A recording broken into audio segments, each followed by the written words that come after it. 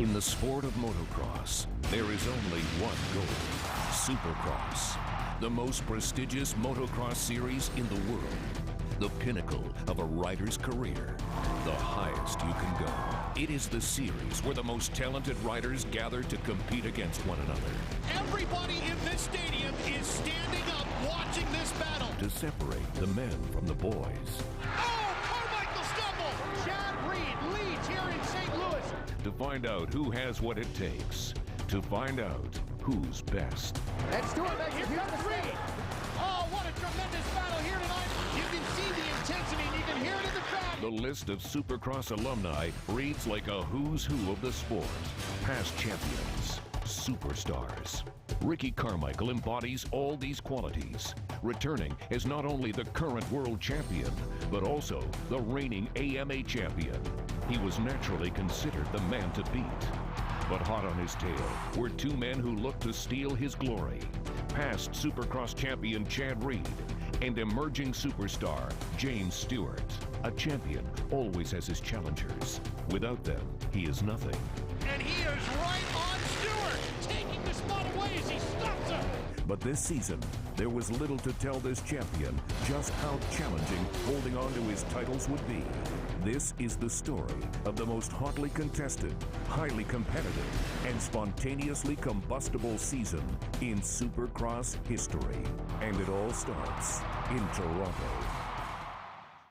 Despite entering only its fourth season, the World Supercross Series was quickly becoming popular with the competitors, who in the past had just ridden in the AMA Series. Not only did the early Canadian rounds in Toronto and Vancouver provide riders with valuable experience and track time, but to miss them meant exclusion from the world title chase. Consequently, the start gate in Toronto was packed with more talent than ever before. Ricky Carmichael was there to begin the defense of his world title, and Chad Reid and James Stewart were also there to try to rob him of it. It's main event time for round number one of the Amped Mobile World Supercross Grand Prix. 20 riders, 20 laps. Chad it's shown he's a two-stroke specialist. He's got the job done in Supercross on a two-stroke. He's trying to get it done on a 450 here tonight. Waiting for the gate to drop. It does, and we're underway from Toronto. Comes flying in that first turn. Michael Byrne goes wide, and just like we saw in his heat race, James Stewart dives the inside, almost has a whole shot for just a moment. Michael Byrne, Chris Bubba, what does she know? Michael Byrne out of Australia, the teammate to James Stewart with the early lead, but for how long? Here comes Stewart flying by to take it away. Three of the top four guys, Stewart, Byrne, of course, Ricky Carmichael, Chad Reid, all right at the top right now. Carmichael side by side with Reid, takes the position away, and Ricky moves himself firmly up into third. You got to put a little bit of pressure on him, make him ride a little bit over his head. Maybe he'll make a mistake. He doesn't catch up. There he goes. Dives inside of Byrne. He knows, I got to make something happen. I got to make something happen quick. That puts the Makita Suzuki rider Carmichael up into second. Outside of camera, right there in the first turn, James Stewart washes the front end, and down he goes. You can see him getting back on the bike. Carmichael takes the lead. Reid goes to second. Where does Stewart regain? He's back into third. Ivan Tedesco runs in fourth. Byrne is in fifth. We saw James throwing down some of the fastest lap times in practice, but he made some mistakes. And look at now, Chad Reid's making a mistake, and Stewart jumps right over his head. Blew right past him. And Stewart right back up into second place. Now can he hunt down Carmichael? Here's what happened to him. You see James going wide. He's got his leg out. He's all prepared to set up. And he thinks that he was just looking more for the corner. The front end tucked, and down he went. James Stewart has cut that lead down to 1.7 seconds. James Stewart is reeling in the goat. And right now, Ricky Carmichael is going to have to pick up the pace because James Stewart is coming like a freight train right now. We've got a dogfight. Neither one of them, Ricky does not want to let Bubba around him because he does not want to let Bubba get in his head. When we showed up, Ricky was in all their heads. Right now, James Stewart is turning the tables. He's got so much pride. He's got the heart of a horse. He's an animal, and right now, he's got the young gun, James Bubba Stewart, in second, showing that lucky number 7. 7-11, baby. He can't wait for Vegas with that. Well, if this track goes to a position where there's really only one good line, that's definitely the edge. And Carmichael, but not for long. Here comes Stewart. What a great drive off the corner. He takes the lead. Now Carmichael back on the outside. Oh, what a tremendous battle here tonight in Toronto. Carmichael Reid taking the lead on the Suzuki. Wow, this is it. If this is any preview for the entire 2006 season, we are in for a treat. Again, taking several lines, we're approaching the rhythm section. The corner after is where we saw James Stewart make the pass just a lap ago. They're counting lap traffic, and Ricky is unable to trim that section. James does. Kind of makes a pass for a second. Again, back into lap traffic, into the ruts. These guys are giving each other a lot of leeway. These are two champions with a lot of respect for each other. 6 laps to go. The other thing that comes into play, durability. Which rider has the strength in this kind of a fight where you know now they have to give 110% to hang in there at this level for 6 more laps. Here comes that rhythm section again. Ricky is able to triple like he did unable last lap. Bubba squares up the inside, hits that rut. We see Ricky goes wide, is able to triple over that line, but Bubble is only able to go double, and he loses a little bit of ground. Bubba tries the inside line. Pulls up alongside. Now he dives off the corner, comes back to the inside. How great is to watch these guys. These guys are taking every line on the track. And you can see just how deep those ruts are. The riders talking earlier this weekend about the fact, oh, look at Stewart to the inside. He takes the lead. Stewart, with 3 to go. Literally jumps over the top of Ricky Carmichael right there and takes the lead. It just shows that the different lines they're able to mix. And this time it worked to the benefit of James, and now he's going to have to gap Carmichael, or Carmichael is going to attack him right back. And the biggest lead that Stewart has had. And Carmichael's really going to have to hustle to catch him, Denny. Look at this guy right now, James Bubba Stewart. He's done it. James Bubba Stewart wins round number 1 of the Mobile World Supercross GP here in Toronto, Canada, and the statement has been made. James Stewart is here to race and to win on the Mobile Tour. Prepare yourselves, people. You're going to see the season of a lifetime coming up here in 2006. The 2 best, the gauntlet's been thrown. I can't wait. I learned a lot tonight, and I need to improve a little bit. James was definitely faster than me. I definitely think he was toying with me for sure. I mean, he passed me and didn't jump a double, and you know, just let me go back again. And if I was him, I probably would have just passed him and made life easy on me. But I'm just a little different, just different. But he rode good. I mean, I didn't have nothing for him tonight, but it was a good learning night for me, and I think I can improve. It's going to be a long series, so as long as I'm up here on this box, that's all I care about. I got a great bike. My KX 450 was running good. First corner, I hit a rock and went down, and I went back to third, almost got past for fourth, and it's like, you know what, I'm in shape. I'm ready. I did my homework on this off season, so that was the best race I ever had in my life. It's a great ride with the champion, the GOAT, and to beat him straight up. It's a wonderful feeling. The series then moved to Canada's west coast, where Vancouver's BC Place was waiting. Ricky Carmichael on the Makita Suzuki, the factory entry number 4, and right alongside of him, James Stewart on the Kawasaki, another factory rider, right there looking into the eyes of James Stewart, all set and ready to go. That gate's going to drop. This field is going to thunder off the turn 1, and whoever comes out first will have a huge advantage. Here we go. Kyle Lewis, Tedesco goes down right in the middle, stands it back up, and that held up a whole bunch of riders. But look at James Stewart comes out in second place. Oh, what a huge gap that is. That was huge right there. You saw Tedesco trying to get the whole shot with Kyle Lewis. His rear wheel spun around in the loose dirt. He totally put a block and pick on Chad Reid and Ricky Carmichael. Ricky and Chad, we don't even see him in the screen right now in the back. James Stewart out front, the place no one wanted to see him if you're racing against the guy. Carmichael is buried back in at least 8th position. He's up to 6th right now, jumps his way up alongside of Chad Reid. Pretty impressive. I thought for sure David was going to suffer on the start. Reid put an aggressive pass on Ricky Carmichael right there as they both just kind of jump over the top of Kyle Lewis. There in the mix of things, these two are battling out as though they're out front.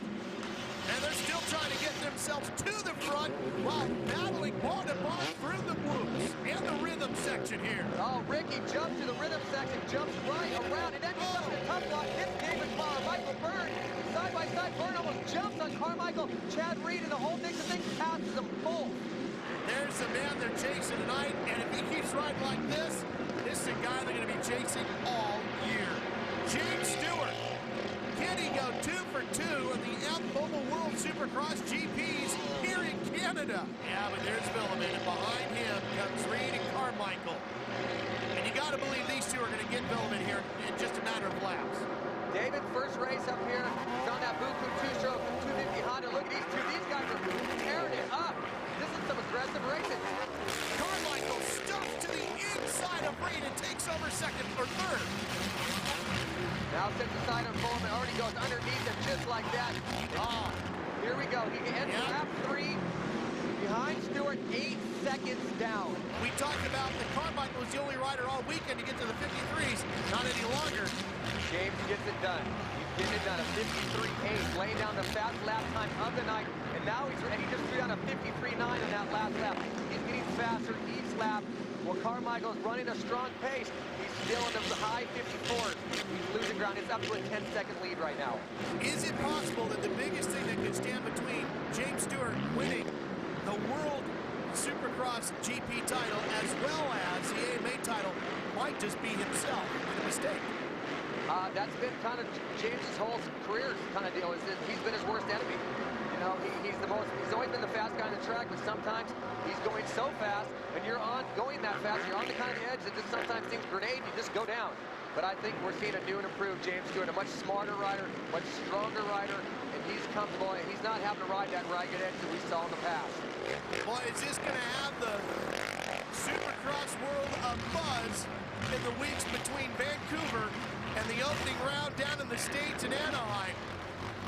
Already sold out, Angel Stadium, checkered flag for James Bubba Stewart here in Vancouver.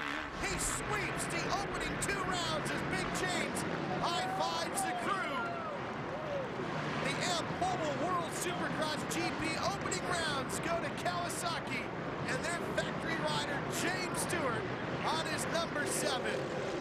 I don't know. You tell me. The start was terrible. You know, it's when you're like a little bit slower or the same speed, getting whatever place off the start isn't going to cut it. So, you know, I was happy because I felt like I put consistent laps in, and that's what I wanted to do. But, man, I don't know what my problem is on the start. And I just want to be in the damn battle, and I wasn't. That's the frustrating part. But there's no reason to give the trophy away yet.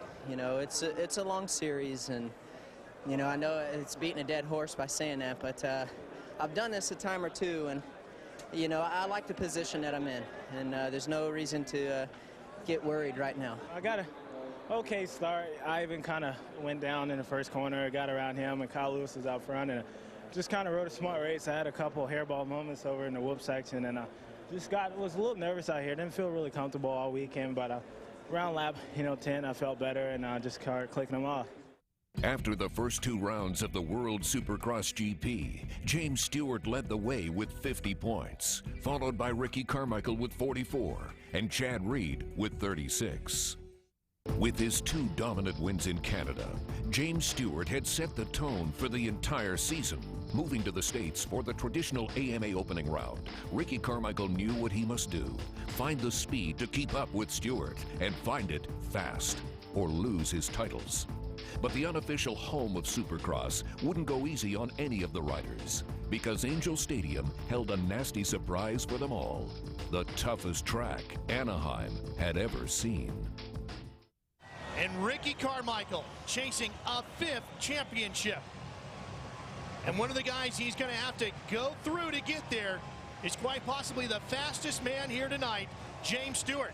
But he's not infallible, as we saw earlier today in practice, Denny. Well, I said earlier that if Ricky Carmichael can find the speed, he's got a shot at beating Stewart, and Stewart goes down. Gate drops and we're underway. And everybody gets through turn 1 safely this time. And there's Ivan Tedesco coming up on the outside, trying to take the lead away. He's battling with the number 10 of Ernesto Fonseca right now. Fonseca getting a great hole shot on the Honda. LaRocco having to come out of one of the semis tonight. This is a big opportunity for Chad Reid. Chad's in 4th. Carmichael's in 7th. Stewart is back in 10th. This is a chance for Reid to get out front, break away, try and get by these guys as quickly as possible. Obviously, that's not going to be easy, but he needs to gap these guys before these guys can get through the field quickly. That's Ricky Carmichael on the Suzuki, the yellow number 4. And there's James Stewart coming to the inside. Stewart gets his spot away. Carmichael gave Stewart way too much respect right there, and then just blows right back through him, but passing through the whoops right there. I think Carmichael expected a bigger aggressive move on him. Stewart gave him a lot of room. Ricky, I think, was a little surprised, and then just drove right back by him through the whoops. And you can hear this stadium crowd cheering all of these moves. This is the birthplace of Supercross in Southern California, and they know good racing when they see it, and they're cheering these two who everybody expects to see battling for the championship all season long. But here comes Carmichael. He better find it quickly. He's going quick, but here comes Carmichael really fast. In the heat races, Carmichael only had about a 0.8-second advantage on Reid's fastest lap time. But here he comes right now. The only thing separating Carmichael and Reid is just the track. There are no riders between them. And here comes Stewart as well, trying to make a move on Mike LaRocco. LaRocco on the number 5 Honda. Carmichael has already moved past him and closing on Reid now. And still, it's Fonseca out front. Tedesco makes a big falter in the whoops. Chad Reid makes a move, moves into 2nd right now. Personally, I don't think Reid's making enough happen right now. He's not getting away from Carmichael. Look, and Ivan Tedesco kills it. Yeah, and that puts Carmichael up another position. The big 3 are 2, 3, and 4 right now with Fonseca out front. Ralph, this is the battle we've been waiting for. Oh, and Fonseca goes down through the rhythm section, thrown up over the mark, down just like that, out of the lead. Still gets back up in 5th, but now the big 3 are out front. Reid, Carmichael, and Stewart. Chad Reid has the lead. Carmichael sits in 2nd. Stewart's in 3rd, and everybody in this stadium is standing up watching this battle. Wow. It has been the most highly anticipated season of Supercross racing ever, and this is why. Everybody expected to see these 3 riders battling it out all year long, and this is what we've waited for. Now, who's going to claim the title? Well, Ricky Carmichael's got some new suspension pieces as well, and they've done a lot of work on that number 4 Suzuki since we last saw him before Anaheim, and it seems to be working on his bike as well because he's closing, and that's exactly what that signboard says. He's feeling it right now. He just cased the rhythm section, coming out of the tunnel jump. Carmichael just made the pass. Listen to the cheers in the background as RC goes to the front. Ricky Carmichael takes over the lead. Now, will we see James Stewart turn up the heat on his number 7 Kawasaki?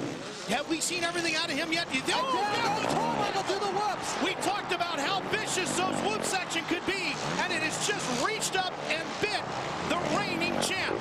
And down goes Carmichael. He still isn't going yet. The Suzuki has not fired. Now he's back underway. Chad Reid back to the front. Meanwhile, it's Chad Reid out in front, but for how long? Here comes Stewart. Reid bangs into the side of him. Oh, tremendous side-by-side competition, but it's Stewart who comes out with the number 1 spot, and this crowd goes crazy. He just bided his time. He was so patient. This is something we did not see out of James Stewart last season. Obviously, we saw it in Canada last month, and just like that, he lets Carmichael make a mistake. Doesn't even have to pass him in a second, and then just eats up Chad Reid in a couple seconds. Chad makes a mistake, takes over the lead. Still trying to reel him in, and here comes Carmichael to take over 3rd from LaRocco. That's amazing. That shows the talent that these guys have and the skills. And James Stewart is showing off for the crowd with some massive tail whips. And the flash bulbs go off. He knows he's about to win the biggest race of the season. The Anaheim opener goes to James Stewart. And a tremendous performance. Chad Reid on the factory Yamaha is going to be right in the thick of the points chase with a 2nd place run.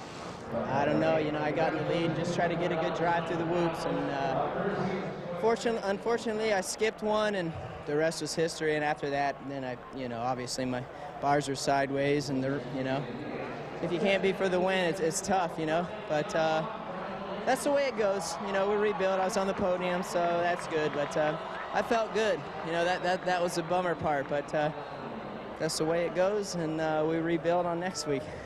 He's got a horrible start, and you know, I was right behind Ricky, and he was picking guys off, so just tried to make it through the first few laps, and just really wanted to settle into like lap 10, and then start making my push towards the end, and you know, just kind of felt like I started making some good lines. You know, I was following Ricky, and I was pushing him, and he started making little mistakes and stuff, and finally went down in the whoops, and then I got around Chad about halfway through it, and just rode a smart race. It feels good. After Anaheim, James Stewart led the AMA Supercross Series with 25 points, followed by Chad Reid with 22 and Ricky Carmichael with 20. At the top of the THQ World Supercross GP leaderboard with 75 points was James Stewart, followed by Ricky Carmichael with 64 and Chad Reid with 62 points. The first 3 tracks of the Supercross season were some of the most technical ever built. And yet, James Stewart conquered them all. Could he make it 4 in a row in Phoenix? A huge crowd is on hand as the Amped Mobile World Supercross GP and the Amped Mobile AMA Supercross Series rolls into Chase Field in Phoenix, Arizona. Only one Kawasaki rider in history has won the first 2 American races, Jeff Ford back in '87 and '88. James Stewart could join him with that here tonight. Now, one thing Ricky Carmichael has not done, same thing that Suzuki has not done, and that's get a win with a big 4-stroke. Kawasaki has done that, Yamaha has done that, Honda has done that, but still, Suzuki waiting for one of those. This start's going to dictate this main event tonight.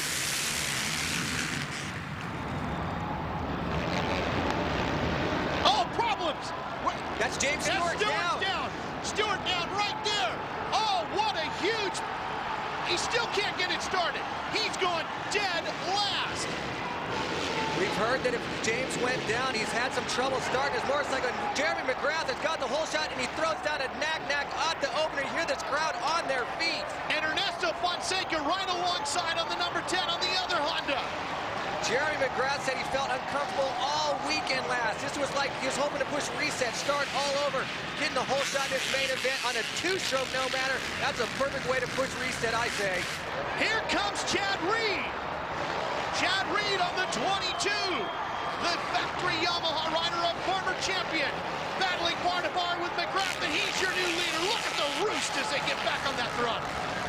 Reid up to second. Carmichael's back in 5th. We saw the same thing last week, and I said, hey, Reid's got to get out front, put some quick distance on Carmichael and Stewart. Obviously, he's got a big lead on Stewart. Now he's got to gap it, get out front, get into a rhythm, get away from Carmichael. Oh, there's James Stewart. He's 13th. Actually, he's just in front of David Milliman now, so he's up to 11th, 12th actually. 16 seconds down on Reid. He has a lot of time to make up. If anyone can do it, James Stewart, his new maturity. We're going to see how mature he is right now and how he handles this big issue of being so far back. There's James Stewart, bottom of your screen, up to 10th. Mike LaRocco on the 5. That's who he's fighting with. That's for 9th.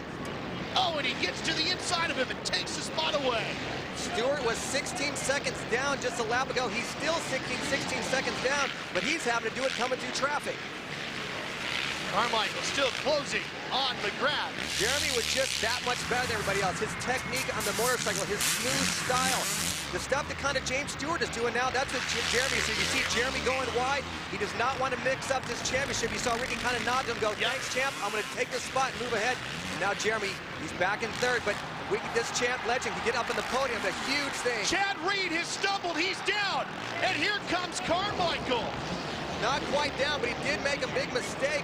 Lost a bunch of ground. We saw that last week. Reid was out front. He'd settled into a good pace, made a couple mistakes, and here come Carmichael and Stewart. Something similar happened right now in Phoenix. Look at what happened to him. Right there it goes down and away from him. Look, unbelievable. The bike just shoots out from under him, just shows how slippery this track is. Showing how strong, though, Chad, as he muscled that bike, kept it underneath him, and did not go down. That could have been the difference between this win tonight if he had crashed. Carmichael can see Reid, and guess what? James Stewart is up to 4th. On a racetrack where nobody thought you'd be able to come from dead last back to the fight, and Stewart's right in the thick of things. Meanwhile, the fight for the lead. Reid on the the blue Yamaha. Carmichael on the yellow Suzuki. Reid unable to do that rhythm section. He was only able to double in, and Carmichael triple, puts him into the tough blocks. Puts him in the tough blocks. The crowd goes crazy. Everybody on their feet here at Chase Field. And Ricky Carmichael is in the lead. We talked to these guys earlier about driving the rhythm section of being aggressive. Carmichael and these guys said, you know, if I ride too aggressive, and cut him in the corner before, I'm unable to do the section after it. Carmichael ran Reid in the tough block, still bounced that triple jump. Reid's only doubled. Stewart can settle into a strong pace, try and make up this time, but look at this gap. That's 11.8 seconds looks like back to Carmichael or Stewart in third. Oh yeah, Ricky knows it. Here he comes to the finish line jump. He wins it in Phoenix. Carmichael takes the win. Chad Reid is second. Waiting for James Stewart. Oh yes. RC is back. James Stewart crosses the line in third. That's a big celebration, and that is what hard work and dedication gets you right there. The big momentum, it's changed. We talked about it at the beginning of the night. The momentum belonged to the 7. It is now shifted to the camp of that rider, Ricky Carmichael. You know what, this track took a lot of patience, almost like last weekend, and man, I was feeling down after the main event, or the heat race, and I said, man, you know, I'm better than this, my attitude is better than this, and I went for it, and that proves the kind of person I am today. I'm really happy, and didn't get the start that I wanted, but I've been working hard. After Canada, it was in my face that I needed to get faster, so I did all I could do, and I'm working hard now. This is going to try to build from this. It was Carmichael's first win of the year, and it was also just the beginning of the three-way dogfight for the AMA Championship. After splitting wins in the first 2 AMA rounds, Ricky and James were tied for the lead, with Chad only 1 point behind them. The second Supercross visit of the season to Angel Stadium would determine who would pull ahead. Ricky Carmichael, 4-time champion. And there's James Stewart, anxious to put one of those championships on his mantle. Here we go from Anaheim.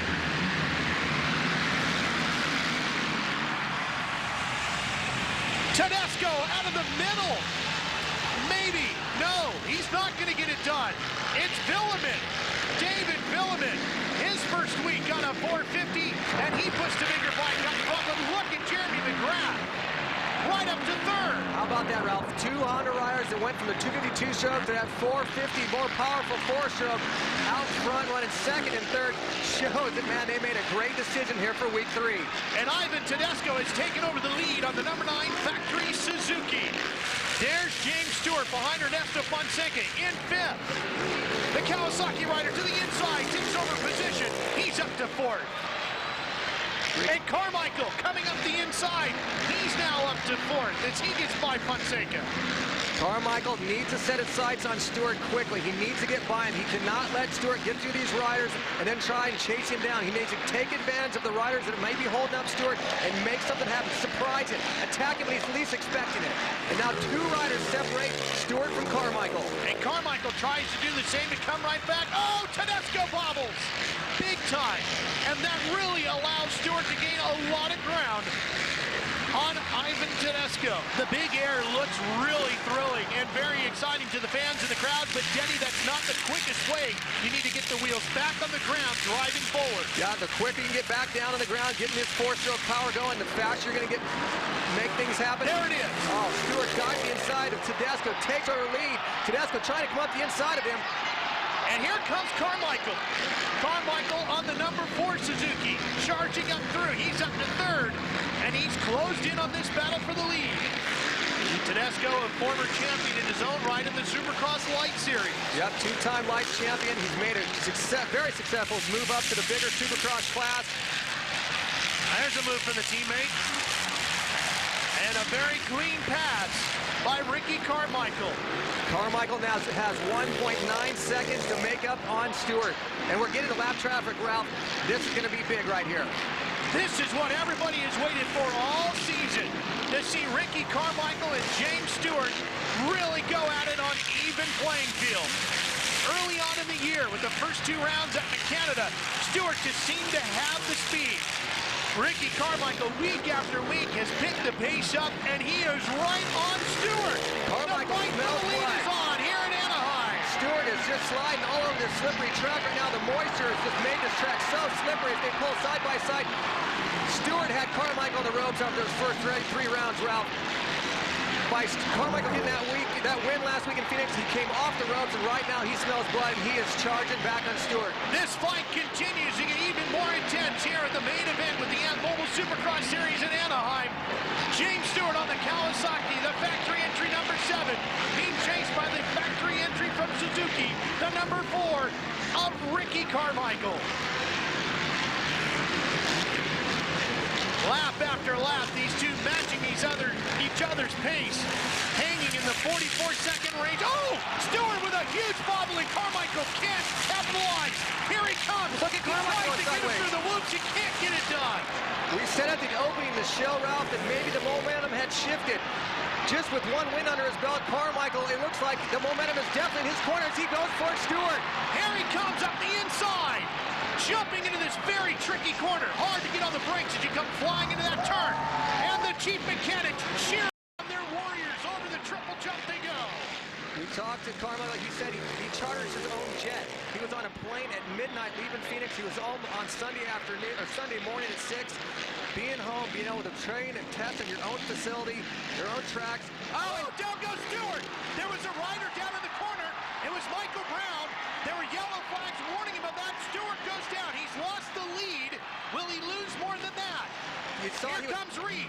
He was trying to do everything he could right there, James Stewart was, to keep his motorcycle running. He had his hand kind of wrapped around the handlebar with the clutch in, trying to keep the bike running because he knew he's going to have to restart. If he did, makes a mistake, Reid moves into second. He has lost the lead. He has lost second place. James Stewart all the way back to third. Watch, you'll see Michael Brown down at the top of the screen right here. And his front end will wash right here. Do you see the shiny part? His front end's going to wash right there. He goes down to front end tucks, and just like that, James Stewart loses the lead of this race, and he loses his points lead. Now he's up and riding. Now, James Stewart has just a couple of laps left to go. Can he catch Reid? Will he try to? Carmichael knows he's got the lead and a win maybe in the bag. Denny, oh, look at the knack from Carmichael. Both legs off the bike. Final lap. Carmichael can take the win and make, boy, what a big story this is going to be coming out of Anaheim if Carmichael picks up 2 wins in a row. Final trip through the whoops.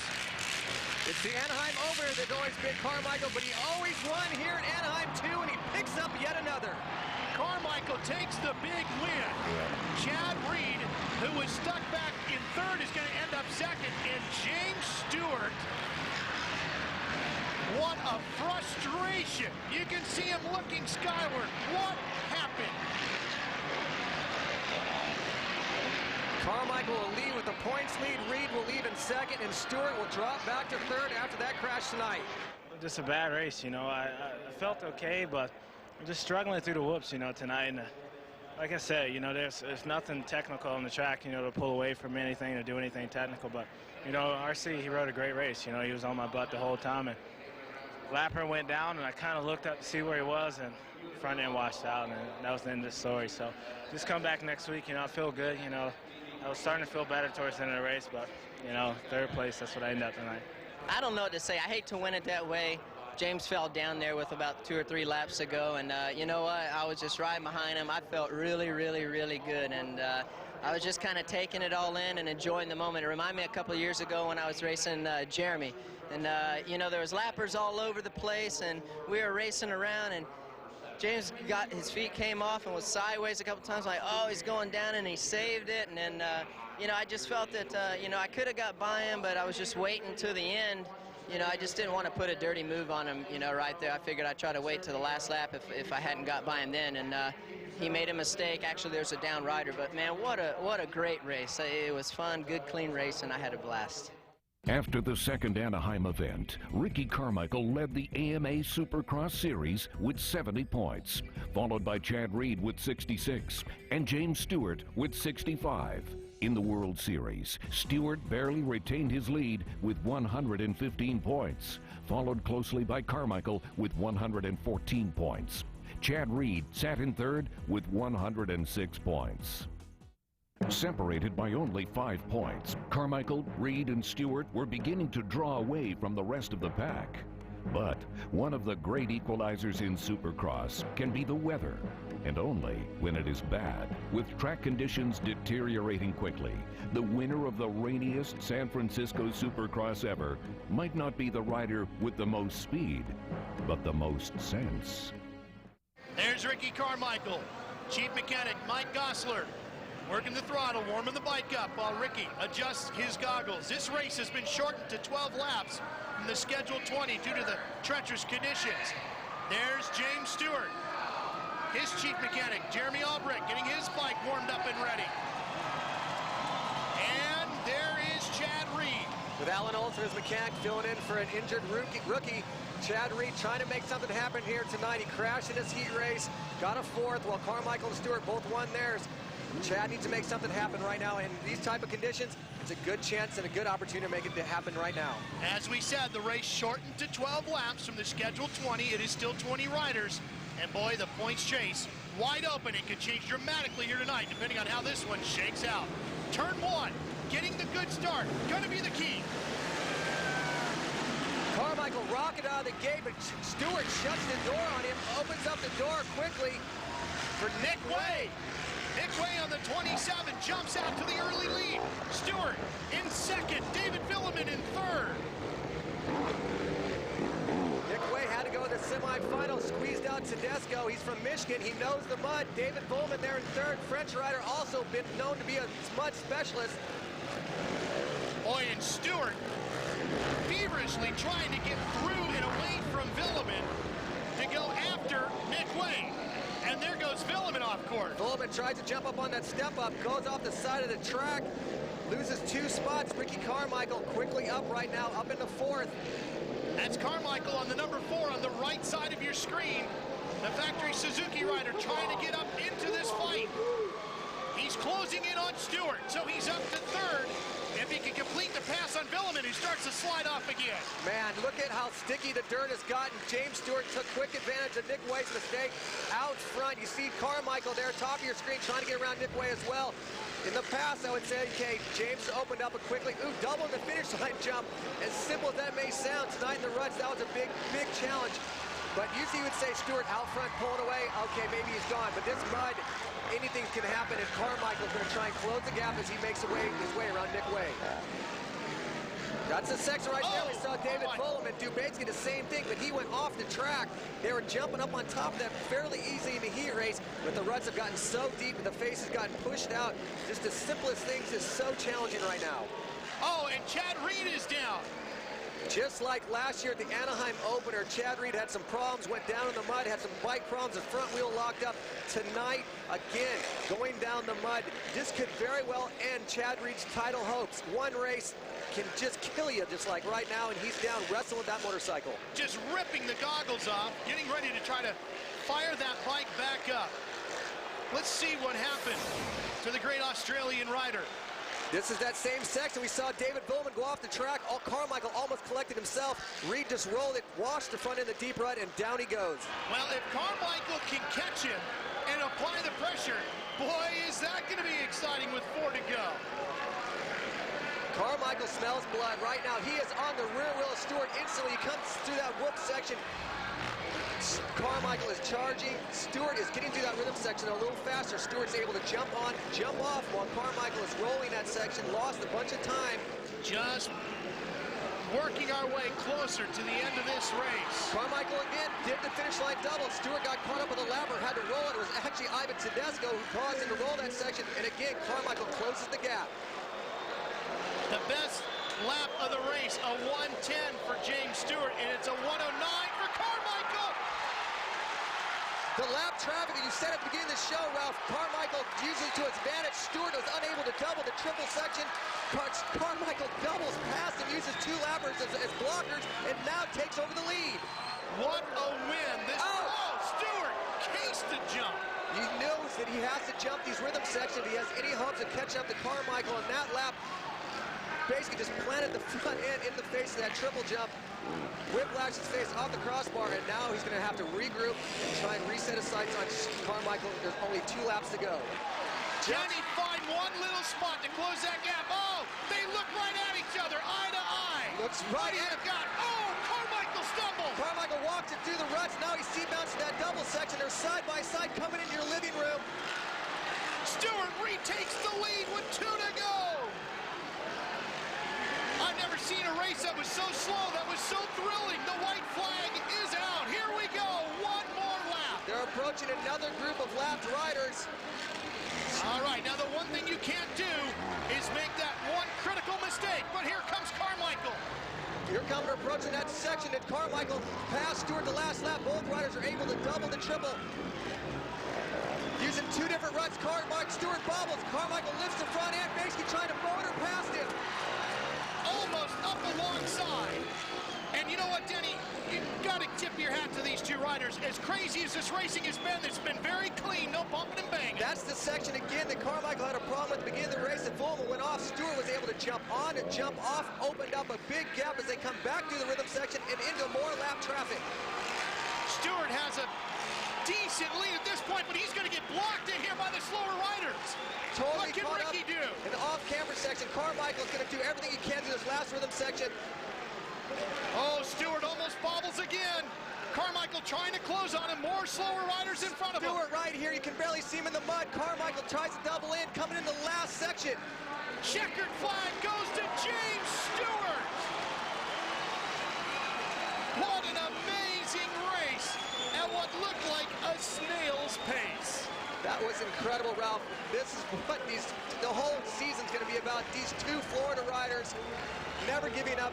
They put the entire field down in a lap, Ralph. I'm having a blast. This is what the fans wanted to see. I don't know what happened to Chad tonight, but it looks like it's me and Bubba now for a little bit. But I'm happy to get on the podium. You know what?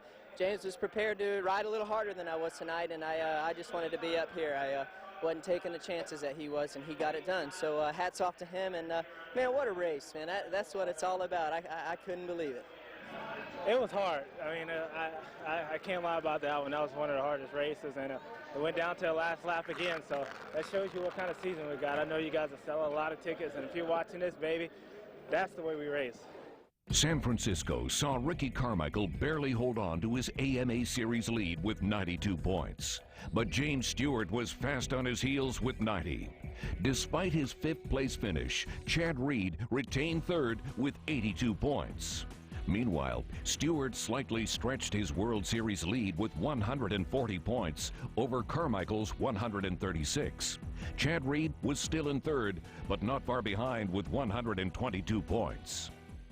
In Supercross, main events are won with speed, while championships are won with consistency. With only 10 points separating them, Ricky Carmichael, James Stewart, and Chad Reid all had steady seasons going. But as the series headed back into Anaheim, it was Stewart who held the momentum. These 2 riders have split the wins the last 2 times we've been here. Anaheim win.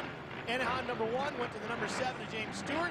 Anaheim 2 went to the number 4 of Ricky Carmichael. And very interesting fact that they're lined up next to each other. Last week in San Francisco, they came out of the gate, the 2 collided instantly, trying to set some dominance, get the upper elbow on the next guy.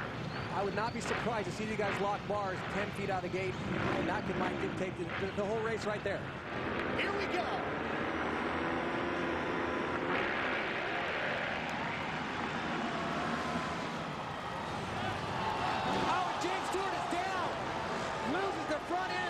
Turn, the front end washes. He's done it. Restart the 450 motorcycle. We saw this in Phoenix. Oh, man. Unbelievable, but we've seen Stewart bounce back from that. You mentioned Phoenix. James Stewart went down like that and fought his way back to 3rd. Let's see what he can do here tonight.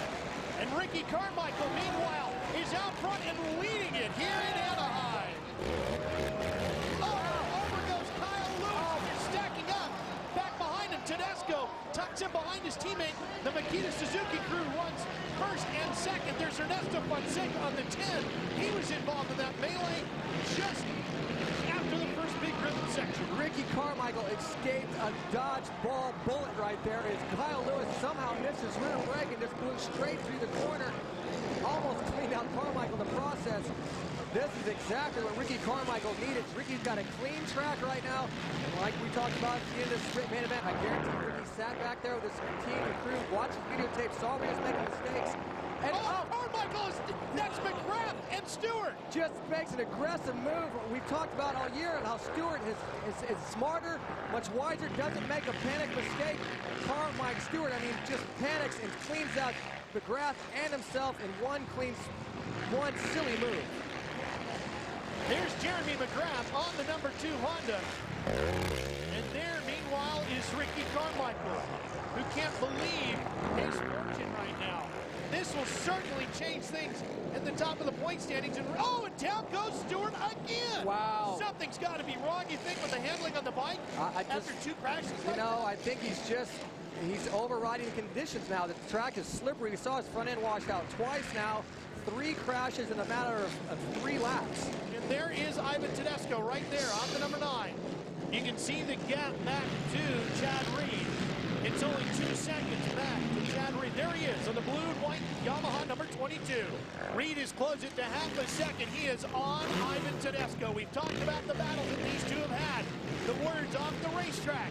What will Tedesco do? He knows his teammates out front trying to win a championship. Will he hold up Chad Reid? Look at the battle for second heating up. Chad Reid all over Ivan Tedesco. And remember, Reid desperately wanting around Tedesco to get those valuable points in the championship fight where he sits 3rd. Here comes Chad Reid to the inside. Puts aggressive block pass move on Tedesco, and then just basically moves over in front of him, knowing that Ivan Tedesco would retaliate possibly in this corner. Chad Reid trying to make some quick work, but Tedesco's not done. I love the fight. Ivan Tedesco, he's not intimidated by these guys whatsoever. He's not going to just settle in and take a 4th. He's like, you know what? I'm here for real. I'm a 2-time life champion, and I'm not afraid to mix it up with the big boys. All those key personnel are all here. They have 20 perfect laps. You're right, Mike. Carmichael can't seem to get it done here at the Anaheim opener, but he seems to own Anaheim 2 and Anaheim 3. Here he comes to the finish line. Ricky Carmichael is going to win 2 here at Angel Stadium. After a disastrous round in the final Anaheim event, James Stewart needed to bounce back fast and regain the momentum he'd given up to Carmichael. Could he do it in San Diego? We've seen Carmichael and Stewart come out, lock elbows, kind of drop an elbow into each other. Now we're going to add Chad Reid to the mix. Should be interesting. They shoot down this long start straight. Chad Reid, we see on your screen right there. Chad needs to break away from that comfort zone. He needs to find a little bit more speed if he hopes to run up front with these top 2 guys. These 2 right here, Ralph. This is where it's going to be right here tonight. James Stewart, Ricky Carmichael.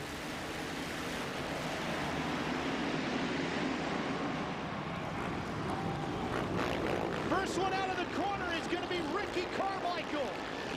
James Stewart is right behind him in 2nd place, and Jeremy Mcgrath tucked back in 3rd. David Bowman and Ernesto Fonseca, 2 of the riders went down the first corner. They're going to remount 19th and 20th, but this is it. This is who we want to see out front, and they are out 1 and 2. There's a chance to see if Stewart has learned anything from his little bit of a meltdown last week in Anaheim. See if he can figure it out tonight in San Diego. Chad Reid back in 4th on the Yamaha. The Australian rider with some work to do. He's going to get up and battle with the top 2, and he's got to do that, Denny, if he wants to stay in this title fight. So you think James right now is comfortable just riding behind Ricky? I think he's definitely comfortable riding behind Ricky. I think what kind of rattles James is when Ricky rides behind him and he thinks he's going fast enough and he should be pulling away, yet Ricky's still right there. Now I think the tables are getting turned a little bit. Bit of a different strategy then by James Stewart. Well, I think that's this whole new James Stewart. You know, what happened last week was uncharacteristic of this new rider we've seen in 2006. Patience and just kind of riding the track and figuring out is what we expect, and this is what we're seeing. Nobody keeping pace with these 2. There's Reid on the blue number 22. We talked about that comfort level right at the end of the race. That comfort zone is where you feel comfortable riding the motorcycle. Chad Reid is known for being such a flawless, smooth rider. Ricky and James in their hand, they're used to hanging out a little bit farther. Down to a 48-1 is the best effort for Carmichael, a 48 flat for Stewart, and Reid down to a 48-3. So the Australian is picking up his pace as well. They're dropping their lap times, but still, again, Reid is off by 0.2, 0.3 seconds. It's so insignificant, but 20 laps, it adds up, and that's why Chad right now is 8 seconds behind Carmichael. Back to the action here in San Diego, and James Stewart had gotten caught out with some slower traffic, but he's quickly made the gap back up, and the fight for the lead is on once again. Yeah, I believe that kind of proved our point. When James had made a mistake, got caught up behind Kyle Lewis, he dropped back to about a second and a half. Within a lap, he's closed that right back up to nothing. So I think James has come to where he's at, and he's just going to let Ricky, if Ricky makes a mistake, all the easier. James doesn't have to void and make something aggressive. Here's what happened to Stewart. Kyle Lewis on the 23. Yeah, right there. Stewart trying to go around the outside. Kyle got a little wide. I don't know where he thought James would go. I think he thought James maybe was going to go to the outside of him. He braked, and James was going to try and dive under him and got caught up behind Kyle's rear wheel. Here we go. 2 to go. Ricky Carmichael and James Stewart. It's been a tremendous fight all season long. And it's one more round here in San Diego. You can see the intensity, and you can hear it in the crowd here at Qualcomm. Here comes James Stewart to the inside. Oh, he stops Carmichael in the corner and takes the lead. Now, can Carmichael fight back to Stewart? Now, the biggest thing now, Stewart's kind of stuck behind a couple lap riders. Oh, quickly moved by those, but that was the biggest opportunity Carmichael might have had to get back by him, as if James made a mistake with the lappers. But Stewart knew exactly where he wanted to do it. Shot to the inside, stopped the progress of Carmichael, and took over the lead. I don't think Carmichael's done just yet. Last lap, this is it. There's nothing left. Carmichael's going to try and do everything he can to get by number 7, James Stewart. This is a 6-point swing right now, Ralph. This is huge. Instead of just going to a 17-point lead, this is going to be cut to 11. Well, and this has been a big night for James Stewart and the Kawasaki team. Carla Ash, the daughter of one of the Kawasaki racing team members, Rick Ash, passed away on last Sunday after a long battle with cancer, and they were dedicating this race weekend to her. And James Stewart is doing it here tonight, taking the win for the Kawasaki team. And Jeremy Albrecht, his mechanic, and tightening up this point chase once again as Ricky Carmichael comes across the line in second, and Chad Reid holds on for third. I was pumped on the whole shot, and he was behind me the whole time. And you know what? I gave it 100%, and that's all I can do. He got the best of me tonight, and I'm happy. You know, I stayed strong, and that's what it's about. I got to give it up for Nikita Suzuki. They've been working hard and finally got a good start, and that's where it starts right there. Looking forward to getting back east, and I'm happy I'm getting out of California with a point, so you have no idea how much that is a load off my back. And, you know, that was an awesome, fun race.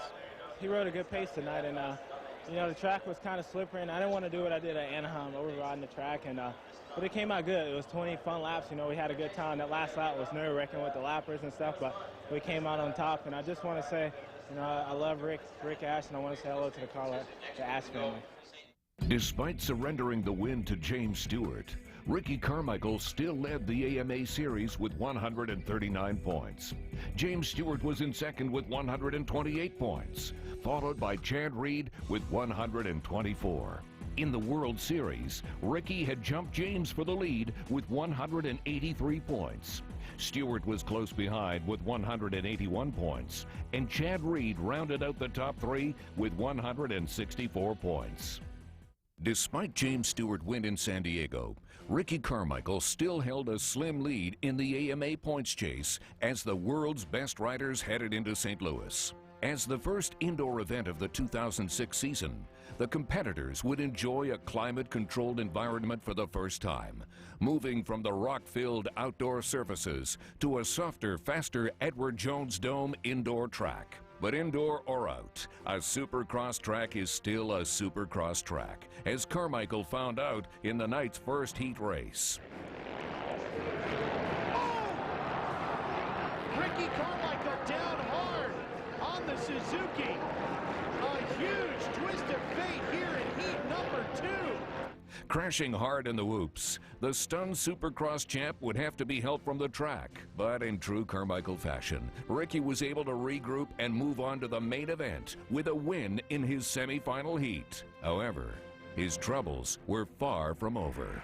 As Supercross rookie Ivan Tedesco grabbed the whole shot in the St. Louis main, Ricky went down again and was forced to start out at the back of the pack. Carmichael's down to the first turn. Ricky Carmichael down in the first turn. He's up and going. He's behind Mike LaRocco. A horrible night continues here in St. Louis for Carmichael. Chad Reid, however, was right behind Tedesco in second place. Look at Chad Reid on Ivan Tedesco. Chad Reid all over Ivan Tedesco. Carmichael was thinking his night couldn't get any worse, but it did. By lap 4, something was wrong with Ricky. Pulling off the track in disgust after breaking his bike's shock collar in his hole shot crash.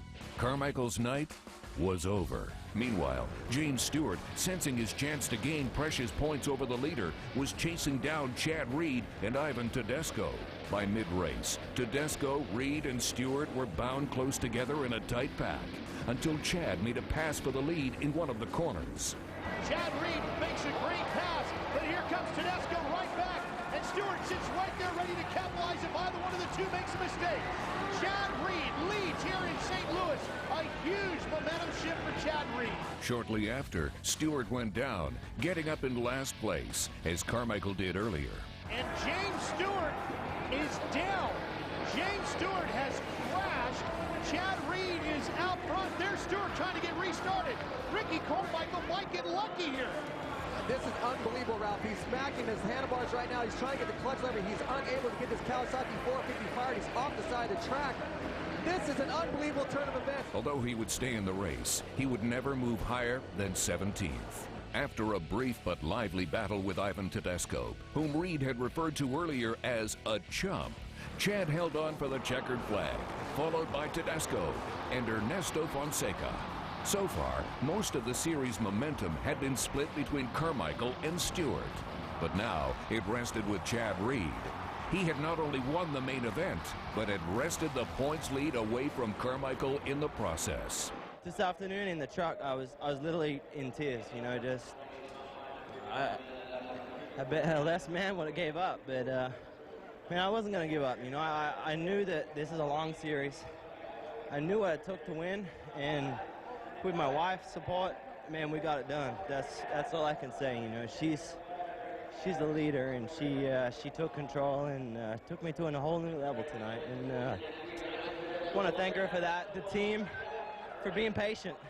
Those guys have an unbelievable bike, and I just haven't been riding it very well at all. And you know, I'm just happy for everyone. You know, everybody that's on Team Reid. You know, the guys from Parts Unlimited, Thor, Scott, Bridgestone, Unbound Energy, Amped Mobile, the fans. You know, I still have a great line coming through my, you know, through the semi every weekend, and it feels good. You know, it feels horrible to be on the bottom and feel like you're just never going to get there, and then to have a lot of people telling you can, and then to get it, it's awesome.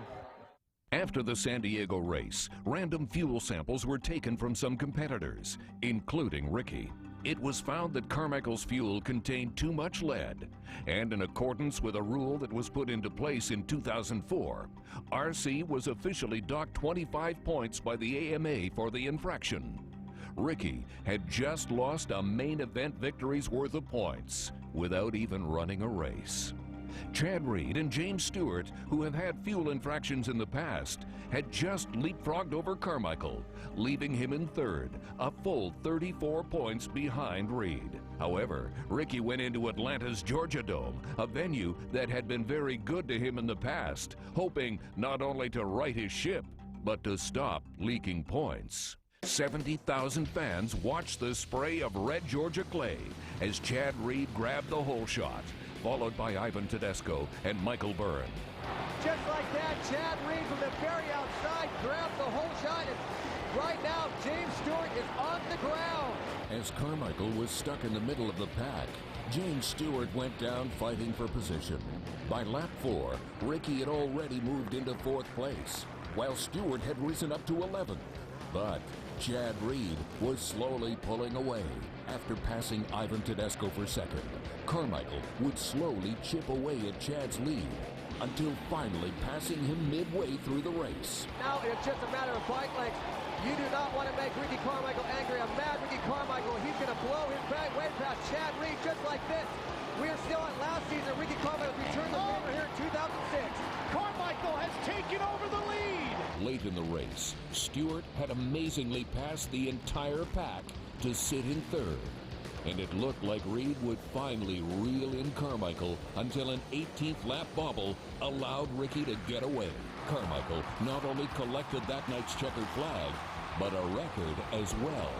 This was his 5th main event victory in Atlanta, tying the mark set by Supercross legend Jeremy Mcgrath. However, Carmichael still didn't gain back his points lead, but he had sent an emphatic message to the Supercross world. You know, I know my team don't mess around, and it's a shame. Good things happen to good people, and what you've seen tonight, I don't know. I think I'm the real champion. You know, it's a shame.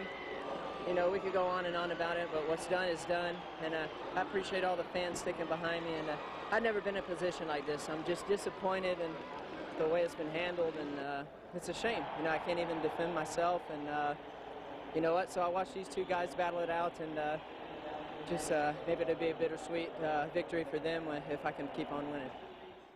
Chad Reid was now at the top of the AMA leaderboard with 171 points, followed by James Stewart with 152. Carmichael's points penalty had washed out his Atlanta main event win, leaving him in third with 140 points. However, Ricky maintained his lead in the World Series with 217 points over Chad and James, who were tied for second with 211 points each. Finally, some good news for Ricky. Since the two Supercross sanctioning bodies, the AMA for U.S. events and the FIM for the international ones, couldn't agree on a punishment, they decided that Carmichael should get his points back. Moving into the next round, Carmichael had leapfrogged James Stewart into second place in the AMA standings, only 8 points behind Chad Reid. Before the Indianapolis event, 19-year Supercross veteran Mike LaRocco had announced his retirement. But after a tough crash in practice, the Supercross Ironman was forced to withdraw from the final hometown race of his career. Even so, the RCA Dome was still primed for another intense Supercross main event. Ernesto Fonseca won the whole shot, with Ricky Carmichael in tow and Chad Reid back in 6th. First corner, it's Ernesto Fonseca, and Carmichael in second. Stewart is down to the first turn yet again. For the 4th time this season, 2nd race in a row. He's going to have to start the race 20th. Unbelievable. And Chad Reid is back in 6th position. Well, here we go with another plot twist. 1 lap later, Carmichael would pass Fonseca to take the lead, pushing him back into second in front of privateer superstar Midway. Well, there's the pass for the lead right there. Midway is up to 3rd. The privateer having a great run on the 27, the white machine. Amazingly, James Stewart had caught up to Chad Reid by lap 6 and passed him to take sole possession of the 5th slot.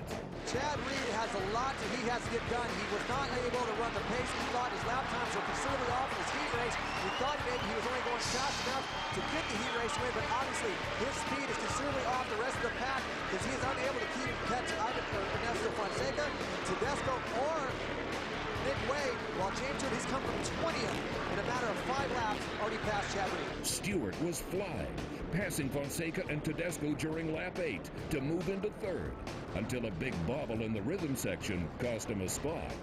Oh, big mistake, and he loses a spot. By mid-race, Carmichael was pulling away from the constantly shifting riders behind him. Chad Reid sat just outside of the top 3 behind Way. Chad, who had made the podium a record 51 times in 56 starts, would have to pass the privateer to keep his points lead. After a healthy battle on lap 14, Reid finally passed Way into 3rd place. James Stewart had battled hard after his whole shot crash to move all the way up to 2nd. With a 6-second lead by the final lap, Ricky knew he'd had another main event victory all wrapped up. and he excitedly whipped out a few tricks for the Indianapolis fans. Right now, it's Ricky Carmichael in Indy. Win number 45 for Ricky Carmichael. His 12th on the Suzuki, and the four-time champion continues to make a statement here in 2006 by shaking up the points one more time. Thanks to his third-place finish, Chad Reid held on to his AMA lead with 191 points. But Carmichael's victory put him only 1 point behind the Australian. A frustrated James Stewart sat in third with 174 points. Ricky's grip on the World Series was becoming tighter, as his 242 points allowed him to pull away from Chad's 233 and James' 231. A full Supercross season is a grind, and the toughness of the series was beginning to take its toll on the field. Ricky Carmichael was hanging tough through his ups and downs, and James Stewart was feeling the effects of crashing so many times. Chad Reid was competing with a separated shoulder, and Supercross veteran Kevin Windham had just returned from a broken arm. But the Orlando main event belonged to James Stewart. He claimed the whole shot and never looked back, checking out to a lead that grew as the race played out. Ricky Carmichael jumped into second during the whole shot and stretched out a lead of his own, but could not catch Stewart. Chad Reid had a disappointing start, but was able to pass Windham and a number of other riders to finish in 5th place, placing his title hopes in further jeopardy. By the time the checkered flag fell, James' lead on Ricky had stretched to more than 15 seconds. Leading every single lap, Stewart had turned in one of the most dominant performances of the season. As the series moved into Detroit, James Stewart was looking to string back-to-back wins together. Ricky Carmichael was still in control of the AMA points race, leading by 8 over the injured Chad Reid. But injured or not, Chad was determined to give Ricky a run for his money, and their best head-to-head battle of the season so far would happen on one of the fastest Supercross tracks yet, in the brand new Ford Field. There's James Stewart in the gate, ready to go. Watch the gate drop. We're underway. From the outside, Midway, the local favorite, grabs the whole shot. This place is just blown up. And James Stewart comes blasting around the outside to take the lead. Short-lived as it may have been, this Michigan crowd was on their feet for local favorite Midway, who just dropped back to 4th, and Ricky Carmichael right there in 5th at number 4, Suzuki. If you got any hopes of keeping James Stewart in your sights, you're about to lose it. Chad Reid is up to 2nd. Mike Brown sits in 3rd. Way drops back to 4th. And then it's Carmichael after that. So RC's going to have his work cut out for him to catch James Stewart here tonight. And coming up through the middle is Carmichael. And he almost crashes in the process. What an amazing turn of events. These 3 riders all trying to occupy the same line. Carmichael knows he's in a state of emergency right now. He needs to get by these 3 riders before James Stewart opens up a good, 5-6 second lap lead right here in this opening lap. Well, he's gotten around Midway. Michael Byrne is getting into that mix as well. The other factory Kawasaki, Stewart's teammate, and now Carmichael tries to get around Mike Brown. All right, he's around Brown. He's up to 3rd. Meanwhile, Stewart is disappearing. The battle for 2nd place here tonight at Ford Field is really heating up. Chad Reid on the blue 22 has the number 4, the yellow Suzuki of Ricky Carmichael hot on his tail.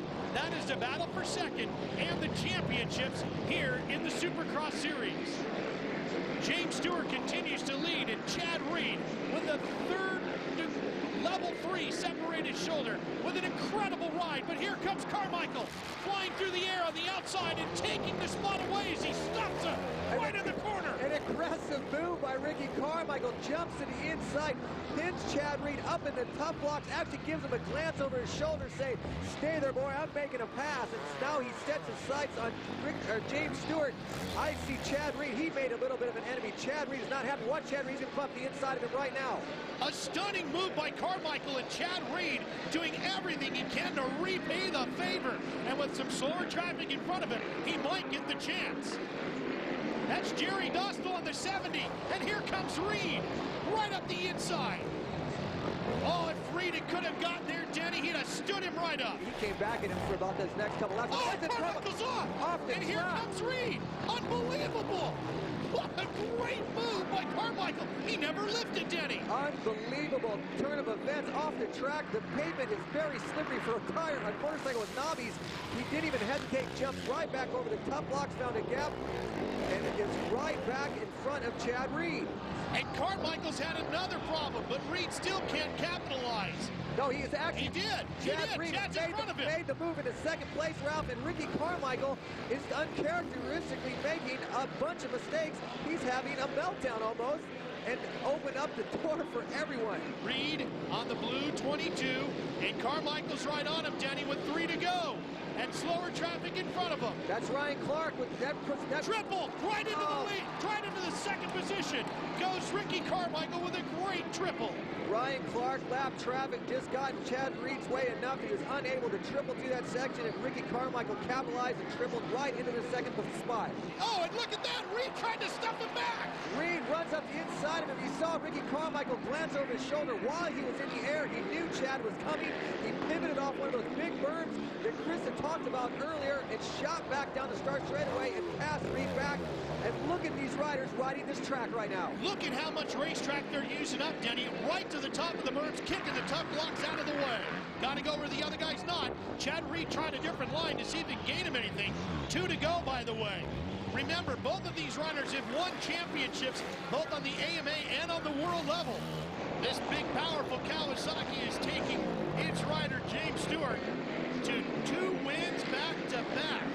And we're on next to Reliance Stadium in Houston, Texas, just next week. And what could we have in store as this champion makes another sweep here? 5 wins for James Stewart.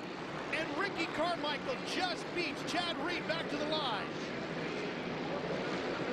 What a battle it has been here tonight in the inaugural Supercross race at the new Ford Field. And the 3 of them shaking hands. I'll see you next week. This championship fight's going to go all the way down to Sam Boyd Stadium in Vegas. You know, I knew I needed to get a good start tonight, and that was pretty much what I did, you know. Beginning of the week, I went and got an MRI and found out some things I didn't really want to know. And man, this week I just put my homework in on a bicycle, and that was it, you know. And all I'm doing is riding on the weekend, so it's actually a lot of fun to come here and put a good race together. And you know, I'm just gonna fight to the end. You know, I think I heard some famous words in Canada. You know, don't give this trophy away. Yeah, it's not over. And a lot of racing, and man, I've been around this a long time and know that anything can happen. So. I'm just going to fight to the end and never give up. Yeah, you know, I didn't get a good start, and obviously when that happened, it left me in a world of problems back there. But I was able to catch up. I caught up to Chad, and he made a mistake, and I went around the outside, and he kind of tried to punt me over. So we played that game for a while, and then started to inch away, and then I got tangled up with the lapper and almost fell down. And then got to pass him again for a second time, and he messed up in the same place. And, you know, it was just, he was driving it in on me and this and that. So I kind of had to ride protective. Once I got a little bit of gap, then it was going. It feels good. You know, I saw those guys battling, and I just had a good pace, you know, very consistent. The track was a little slippery, it dried out. So I was just checking where they were and rode my own race. You know, I just got to give it up and all the credit to Jesus. And, you know, I'm having fun out here. It was another dominant performance for James Stewart, and also one of the best head-to-head battles of the season between Reid and Carmichael. But even so, Ricky still maintained his AMA lead with 259 points over Reid's 249 and Stewart's 239. However, the chase for the world title had narrowed, with James Stewart only 3 points behind Carmichael's 286-point leading mark. Chad Reid sat in third with 267 points. Next up on the Supercross schedule was Houston's Reliance Stadium, the last indoor race of the year. Despite Carmichael's AMA points lead, all the momentum belonged to James Stewart.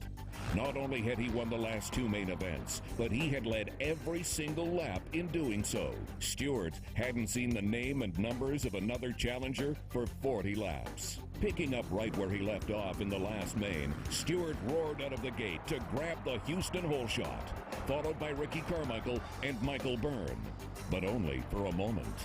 James quickly put the spurs to his Kawasaki and began to pull away from the pack. Chad Reid managed to pass on Byrne to gain third behind Carmichael, but that was as close as anyone would get to the leader.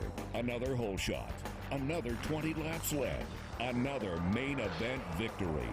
It was becoming par for the course for James Stewart, who stood once again on top of the podium for the third time in a row. Ricky Carmichael retained his lead in the AMA Series with 281 points, while Chad Reid, with 269, was able to stay in front of James Stewart's 264 points. Thanks to Stewart's win in Houston, he and Carmichael were tied for the lead in the World Series with 308 points each, followed by the gritty Chad Reid with 287 points. With only 3 rounds to go, James Stewart had regained his early season form and was once again dominating the field. Supercross stayed in Texas, racing into the next round in Texas Stadium in Dallas. And while Ricky Carmichael was holding on to his AMA points lead, Stewart looked like the man to beat. But in a wild and woolly main event, lots of luck would be involved to win. 3 races left in the championship. 20 riders, 20 laps from Dallas.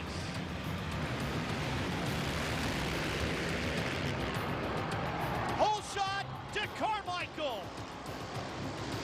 Stewart's in second. Whoa, it touches in the air with Travis Preston. Travis Preston, I don't think he had any idea James Stewart was going to shoot so much lower. The two collide in the air. Oh, almost a catastrophe there between the 2 riders in the race we've been looking for all season long. Or not all season, I'm sorry, all, what, the last month. Number 4, number 7. Ricky held his lead into the second lap, becoming the first rider other than James Stewart to lead a lap in the last 3 main events. As Ricky and James were competing head-to-head, Chad Reid had slipped into third and was gaining on the leaders. And Chad Reid, he's picked up the pace a little bit. He's closing the gap on these 2. The top 3 are all lapping in the 51-second range. In fact, Reid has the fastest lap at a 51.3. During lap 6, the huge Texas Stadium hoop section came into play for the first time in the race as Stewart, showing tremendous speed, shot past Carmichael on the outside to take the lead. Stewart's hogging the hay bales, looking for an edge where they're right. He got him. He's got him. Inside, it made all the difference how he got through those whoops, Denny. Reid, as a rider, you in a section of whoops, you look to hug the bales. You look to find where the whoops are fresh, untouched, where the Caterpillar has still kept them nice and round, and you avoid the cups, the ruts that develop. James Stewart did just that. He went to the farthest inside where no one's been going all night long, and just upped about a second pace on Carmichael when Carmichael was out there dancing the rut. Carmichael doggedly stayed on his tail through the next lap until, in the very same section, Ricky lost control of his bike and careened off the track. Oh, still taking that same life, and Carmichael's off the track. Carmichael is off. Stewart continues, and Ricky Carmichael's trying to get restarted. This could be a huge turn of events in the championship, and he can't get his 450 started. And Denny, we know how tough that is. But notice Ricky Carmichael, he's holding the clutch in, the secret to a 4-stroke. I don't care, it's a 452. If you put that bike in neutral before you kick at it, he kicked and kicked and kicked, and now he gained his pack. He is, I think he's going to hit the finish line in 8th place. Exactly. Carmichael's in 8th. Stewart's in the lead, and Chad Reid's in 2nd. Let's show you what happened. I said it's going to be the guy who gets to these whoops the easiest. Look at Carmichael. He starts getting sideways. He's got his grip on right there. He's got the bike. He just kept it on the gas. He clashes into a photographer. Down he goes. A huge turn of events. We have another angle. You see James Stewart. He's hugging the left, and Carmichael. The best thing you do in a section of whoops is you leave the gas on, because if you drop the front end, you're guaranteed to go down. He tried to stay on the gas, couldn't get the bike straight, and off the track he goes, 8th spot. This allowed Reid to gain 2nd and Midway to move into 3rd until Stewart overjumped a rhythm section and went down hard in lap 9. James Stewart is down. James Stewart is down. Here's Stewart. Look. James Stewart goes down in a section of track. Oh my gosh, what a crazy. Chad Reid could lead here tonight with the points lead in both championships because Stewart can't get his bike started again. And Carmichael looks over to see what's going on. Unreal, Denny. We've seen this all season long. Carmichael about to catch up to James Stewart. Meanwhile, Chad Reid is your new race leader. Here's what happened to Stewart. That's this rhythm section I talked about at the opening of the race. He overjumps, lands in the valley, and basically just lands in the tough blocks. A big crash. He's lucky he landed on the soft tough blocks to keep him from hitting the hard clay of Dallas. Watch, he overjumps the jump right here when he lands. Right there, lands, shoots off to the left. Incredible, Ralph. The turn of events that's happening tonight in Dallas with only 2 rounds remaining after this. Chad Reid had not only inherited the lead in the race, but possibly the lead in the series as well. Seizing the opportunity, Chad began to lengthen his lead. By the 11th lap, Stewart had been able to pass Tedesco for 3rd. But Carmichael, who was having trouble with his bike after his mighty spill, was still stuck back in the pack. As Stewart passed Midway a few seconds later, Chad's lead on the rest of the pack had grown to a staggering 12 seconds, which he held until the checkered flag. Stewart and Way rounded out the podium, and Ricky Carmichael would do no better than 6th. I heard the crowd go wild, and I put a good pass on Ricky through the whoops the time before that, and I heard him go crazy, and then he Foster's in front of me, and I wasn't sure what line he was taking, and I landed in one of them holes in my front end. Tuck told me going off the face of the jump, so we all know that wasn't good, but I did my best. I sat with 2nd tonight, and that was good. It's gnarly, and I had something telling me in the back of my mind that something was going to happen. The track was really tough out there, and you couldn't override it. And I was there, and I was just trying to find lines, and I worked my line out in the whoops, and I could just see Ricky and those guys kind of searching, and I just felt that I got that line down a little quicker, and I knew that, I knew I just had to be patient. I felt I had some speed at the beginning there. I felt that I could go with those guys, and I felt Bubba was getting anxious. He needed to get out front. He wasn't liking being there, and making a few little mistakes, but man, he was riding unbelievable. And it's unfortunate he crashed. Really pumped for the win, but man, kind of a little bummed on that last half of that race. I emotionally, my body just shut down. I was like, here I am again in just this same position. And man, I want to thank the team. They did a great job. My bike, we changed it a lot today, and it was a lot better in the main event. I felt that I had some good speed and worked the whoops out. An already close AMA points chase had just become even more tight. Thanks to his victory, Chad Reid now sat only 2 points behind Ricky Carmichael's 296, and James Stewart was close behind with 286. Carmichael's 6th place finish also enabled Stewart to increase his lead in the World Series, rising up to 330 points to Carmichael's 323. Chad Reid remained in 3rd with 312 points. As the last round before the finals, Seattle would play a key role in determining who would cruise into Vegas with the most momentum. Precious points were up for grabs, and it was anyone's guess who would come out on top. Only one thing was clear. Whoever wanted to win the Questfield main event had better be used to racing in the mud. Now, if you can't stay warm and ready for 20 or 15 laps in this main event, you're just not alive, because this is going to be a big race. 5 laps shorter than normal. As Denny started to say, normally the main events are 20 laps. Brittany George missed Supercross with the 32nd board up. She will exit the racetrack and will be underway, but due to these crazy conditions here tonight in Seattle, the track, not so sure they can withstand 20 full laps in the main event. Now look at these guys, Stewart and Reid on the inside right now. We've seen a lot of good starts coming from the outside. They're tight on the inside. If someone pinches them off, these guys could get poor starts.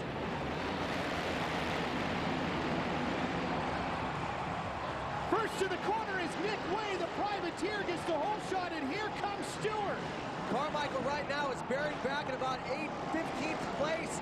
Ivan Tedesco just goes down in the middle of the pack. James Stewart, him gone, I'm going to say right now. Chad Reid is in about 4th. And like I said, Carmichael right now in about 12th position.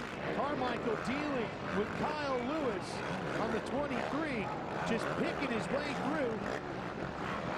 Listed in 13th place. What will this do to his championship homestead if he can't move himself up into the top 10? Well, he's got to move through the pack, but I said in the heat race, I thought Carmichael just looked a little timid, a little tight. Inside goes Carmichael. There's a position right there. Carmichael off course. He's off and now getting back on. He's lost the position to Travis Preston again. But he's regained his composure and he's got to do it all over again. Let's show you how it happened. Ricky Carmichael gets thrown off the course. He is so strong. Did you see the motorcycle? It took an instant right turn. He is so strong to keep that motorcycle from not going down. It goes off the track. You see how slippery the wood tiles are right there? He barely gets back on the track. He just kept his championship's hopes alive right there. But I don't see it. Ricky Carmichael just airs out the finish line double and chumps right past. What I was about to say is I don't see Midway do anything too crazy to jeopardize not his race, but Carmichael's season. Reid got second. Carmichael is going to finish third, it looks like. We're going to head into Las Vegas next weekend live. 5 points separating the top three. Checkered flag for James Stewart. He takes the win here in Seattle and makes this championship fight even tighter. And Ricky Carmichael hangs on to finish third in a very, very gutsy performance. You know, this is what everybody wanted. It's the last race, and it's going down to the last race. Whoever wins will win the title. So, you know what? I'm just happy to be in this position after the roller coaster I've been on this week, this whole Supercross season. Just really happy for Makita Suzuki. They've been working hard, and so have I. And man, just looking forward to next weekend for sure. It's going to be a long week, but it's going to be exciting. Tonight I was actually looking forward to it. You know, I've had a lot of poor performances in the mud, and I just really wanted to turn that around and, you know, just kind of get out there. I knew, you know, kind of had a lot of scenarios going through my head, you know, where I needed to finish. And, you know, got in a second, and James was right there, but just kind of rode around second there and, you know, go to Vegas, let the best man win, and I think it's going to be awesome, you know, live event, and really looking forward to it. I just had to be careful with the lappers and stuff. That was the hardest part. I got up to a good start and wanted to get out front for I stay clean, and it was awesome. You know, it was a tough race, one of the toughest ones besides San Francisco, and I got the victory, so that's all that matters. Going into the final round, Ricky Carmichael and Chad Reid were tied for the AMA Series lead with 316 points each, while James Stewart was close behind with 311. Stewart was on top of the World Series with 355 points, followed by Carmichael with 343 and Reid with 334 points.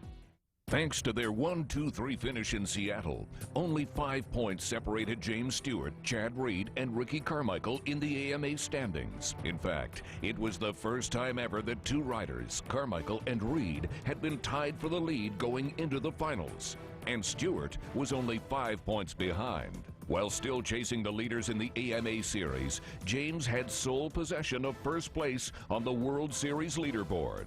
But a world title for the young phenom was by no means secure. It all came down to the finals in Las Vegas, where not only one championship was up for grabs, but two. 20 riders are lining up in the gate. It will be 20 laps around the stadium course here tonight.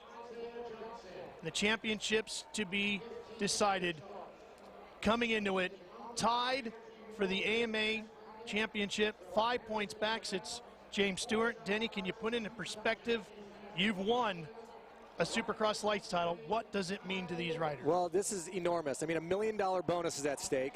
And the bragging rights is saying I won, I mean, probably the most prestigious series in the history of Supercross. I mean, they've talked about the biggest race ever, 1986, Anaheim, between Bailey and Johnson. People talk about that all the time. This is probably going to go down in history as the most challenging Supercross title ever, and to win this will be huge. This race is so big right now. Chad Reid looking to get a second AMA Supercross title. A little interesting fact, no rider has won the Supercross title by winning only 2 main events. 2 riders have won it by winning 1.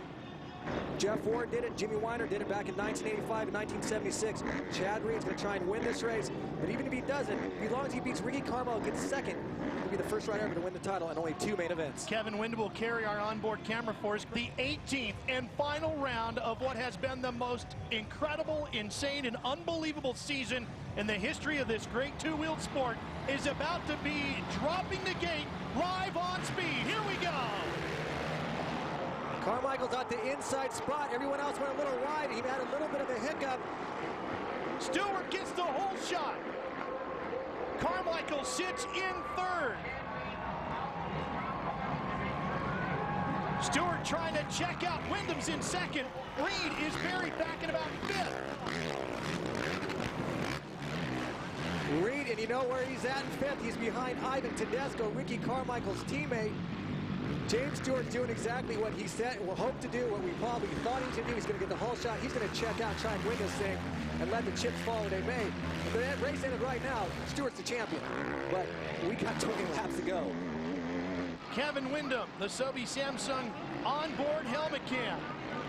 And Carmichael's right behind him. There's Tedesco, there's Reid. And that brand new for 07 riding gear he's debuting here tonight. Oh, look at Carmichael through the whoops, Denny. The rear end all over the place. We've seen Carmichael have some issues in the whoop this season. He crashed at Dallas, he crashed at Anaheim in him, and Chad Reid's not messing around. Here comes Tedesco, a little help from his teammate, can give him a love bump. These guys have been battling all season long. Chad Reid called him a chump one time this season, but right like that, Reid is around Tedesco. Now he sets his sights on Ricky Carmichael. Chad Reid, if he wants to be the AMA champion, has got to get in front of Ivan Tedesco. And Carmichael just made the move around Kevin Windham into second place. Now there's another rider between these two guys. Reid needs to get around Windham as quickly as possible. And Reid really closing in now. Told me this morning he just felt great all week, and he's right alongside Kevin Windham into the corner. Reid can't get the position. Looked like Reid might be able to drive by Windham, but he was unable to get the momentum. Windham's going to go a little high here. Looks over at Reid.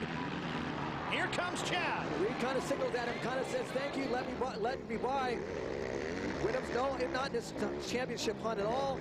He came into the season injured. He does not want to be a factor right now. He's going to let Reid now put his set of sights on Carmichael. All right, so the top three in the championship are running 1, 2, and 3. Stewart, Carmichael, and Reid. Reid is just far enough back of Carmichael. He can't see those spots in the track, but I think I've seen Reid kind of settled in. I think Reid looked a little tight earlier. He's now settled to a solid pace. He's found some good lines. He's mixing things up, and the gap is now closed down to 2.8 seconds. Reid is closing in on Carmichael. Boy, Reid is definitely coming, Denny. He is making up ground. Reid is making things happen. He's always won here, or not always won here, but he's always looked very fast. He's a technical rider. He seems to, I think, excel on the tracks when they're a little bit slippery like right now. And he's making up ground on that number 4 Suzuki. And remember, the Yamaha crew purposely dried out their test track and made Chad ride lots and lots of laps on Tuesday and Wednesday in the heat of the day, so the racetrack would be at its slickest, driest conditions, just prepping for what they thought tonight's track would be like. With 5 laps remaining, Chad Reid is feeling his championship slipping away. He just cased that quad right there. The most disappointing thing about this main event, Ralph, is these 3 guys are running almost identical lap times. If we could just push them together a little bit, bookend, Carmichael in the middle, these guys would be throwing elbows all the way to the finish. But as it is, they're just spread apart about 3 seconds apiece, and that's just where they've been for this entire race. What a year he has had. So much speed. The bar has been raised so high. If you want to come in and win the 2007 championships, and obviously James Stewart, with Ricky not running the full schedule next year, will be the odds-on favorite to do that and sweep both titles. He went undefeated in all of his heat races this year, Denny. Incredible. And now James Stewart will be not only an 11-time winner in Supercross racing, but he is the Amped Mobile World Supercross GP champion. And Ricky Carmichael is the Amped Mobile AMA Supercross champion once again. And hugs all around. Crew Chief Mike Gosler and Ricky and James hug. What a battle it has been for the two of them throughout the season, and bows to the crowd, and we should be bowing to them for putting on such an incredible display of racecraft, skill, courage. It's been an amazing year. Incredible. You can't write what this season developed into, and look at the respect these 2 riders have for each other. Amazing. The way to go down this, and congratulations to all these guys, especially these 2 riders. Incredible season. Just being a part of it. What an honor. Fireworks exploding high above Sam Boyd Stadium, and while these 2 celebrate, Chad Reid dejectedly rides off the course. I felt like I rode well. All 3 of us couldn't ride away from each other, and all year long it hadn't been like that. Those guys pretty much had me covered the whole year long. So, I was just super excited and to be here, have a shot at the title. you know, can't lie that I'm disappointed, and I really wanted to win that title. But hey, I was the third best guy, and you know, out of the whole world, it's not such a bad deal. But you know, I just like to congratulate those two, and you know, what we can do is put our head down and try harder. Oh, it was awesome. You know, great 20 laps. You know, it was perfect out there. You know, I had a good time, and man, all I could do is my best. You know, I rode awesome out there. I got what I wanted. It's always hard to beat that first one, you know, with Jeremy, but after St. Louis and the last couple races, man, you know what, I kept telling myself, Chad hadn't beaten me heads up except last week, and I wasn't about to let it start happening this weekend, and you know, with going semi-retirement next year, man, what a way to end. I can't say enough for Makita Suzuki. We pulled ourselves out of a hole, man, and I've done all I can do, and I'm glad to go out a winner.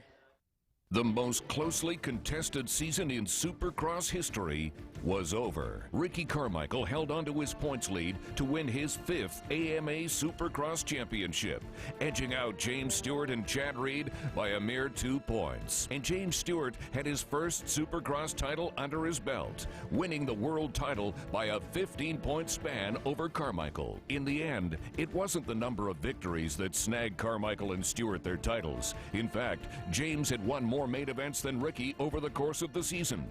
It was the fact that both riders made the podium in nearly every event that brought them their titles. Chad Reid's 15 top 3 finishes enabled him to not only stay in the points chase, but to actually tie Ricky before going into the finals. Look for these riders to pick up where they left off next season, along with what will surely be the most talented field that Supercross has ever seen, packed with skill, grit, and desire. Because in this sport, every round matters, every point counts, and every podium appearance brings these riders one step closer to their dreams of a Supercross championship.